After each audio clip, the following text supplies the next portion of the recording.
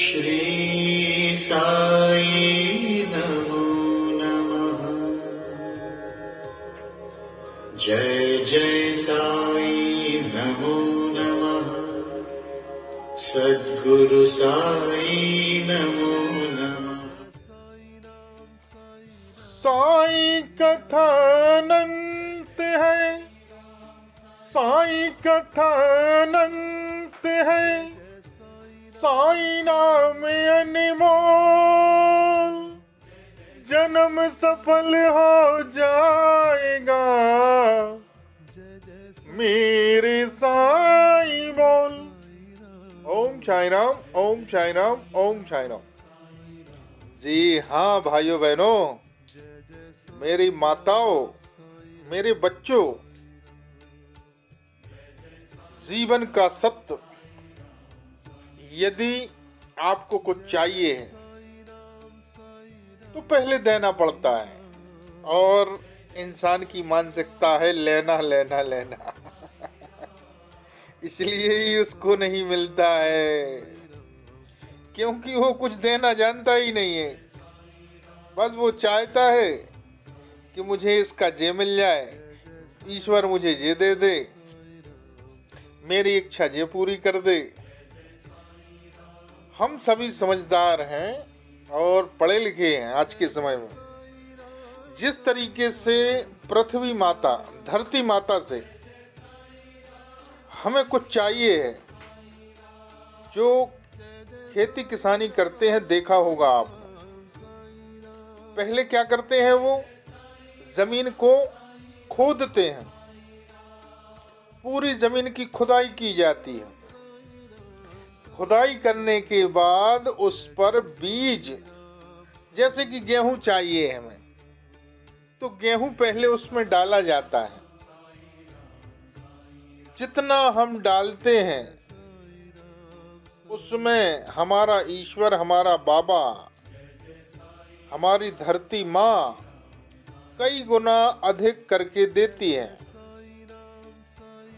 जब हम गेहूं डालते हैं तो उसकी पूरी केयर करना पड़ती है, रेख देख करना पड़ती है।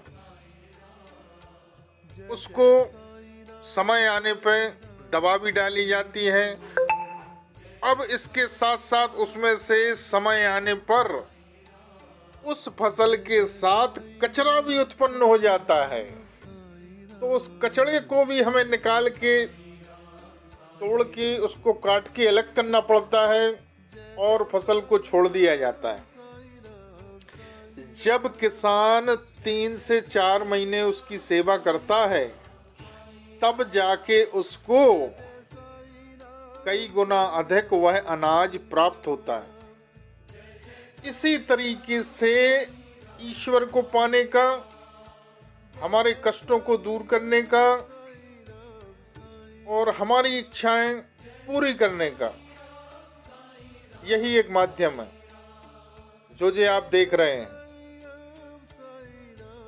जब हम देना शुरू करते हैं तो हमारा साईं परिवार ने यही संकल्प लिया है कि गरीब, निर्धन, असहाय, विकलांग व्यक्तियों को भोजन सामग्री और समय अनुसार उनको जरूरतमंद वस्तुएं देना,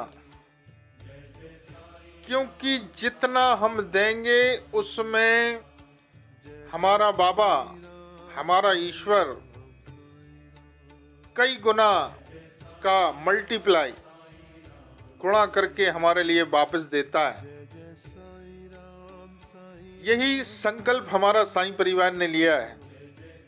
जो यह काम आप देख रहे हैं, यह मैं अकेला नहीं कर सकता और ना ही कोई व्यक्ति अकेला कर सकता है। तो यह काम हमें सभी को मिलके करना है। आप जहां रहते हैं वहां नहीं कर पा रहे हैं, इसलिए साईं परिवार बनाया गया है। आप जो साईं परिवार में दान करेंगे तो आपके नाम से यहाँ पर भोजन करवाया जाएगा, अन्नदान, समय आने पर कंबल, जो बीमार हो जाते हैं उनकी दवा के लिए पैसे या दवा लाके दी जाती है। गरीब, निर्धन, असहाय बच्चों के लिए, जो शिक्षा पाने में असमर्थ है, शिक्षा की सामग्री दी जाती है। मूक बधिर बच्चे, उनके लिए आर्थिक सहायता की जाती है। जो गरीब व्यक्ति के यहाँ निधन हो जाता है तो उस व्यक्ति के यहाँ अंत्येष्टि हेतु यदि वह व्यक्ति सक्षम नहीं है तो उसको आर्थिक मदद दी जाती है। किसी गरीब के यहाँ स्वास्थ्य खराब हो जाने पर आर्थिक सहायता दी जाती है। जो अंत्येष्टि के बाद 13वीं का कार्यक्रम होता है, यदि वह नहीं कर पा रहा है, वह सक्षम नहीं है, पंडितों को, कन्याओं को भोजन कराने में जो पूजन पाठ होती है तो उसको हमारे साईं परिवार के द्वारा अनुदान दिया जाता है। क्योंकि जितना अधिक हम यह कार्य करेंगे और इससे यह कार्य करने से केवल धन नहीं, हमारी कई परेशानियां, कई विपदाएं, कई रोग इससे, इन कार्यों से नष्ट हो जाते हैं। क्योंकि यह जो मंदिरों के पास भिक्षुक बैठे हुए हैं, जो 24 घंटे ईश्वर का जाप कर रहे हैं, और जब इनको दान दिया जाता है तो इनके मुख से जो आशीर्वाद निकलता है, उस आशीर्वाद से असंभव काम भी संभव हो जाते हैं। उनके निकले हुए मुख से शब्दों को ईश्वर भी नहीं ठुकरा सकता, हमारा बाबा भी नहीं ठुकरा सकता। उनके निकले हुए शब्दों को ईश्वर को भी स्वीकार करते हुए हमारी इच्छा पूरी करनी पड़ती है और बड़े से बड़े हमारे काम बनना शुरू हो जाते हैं। परंतु इंसान के अंदर ऐसी मानसिकता है, मैं आपकी बात नहीं कर रहा हूँ, मैं अधिकांश इंसानों की बात कर रहा हूँ, वह केवल लेना लेना लेना जानते हैं, इसलिए उन्हें कुछ भी नहीं मिलता।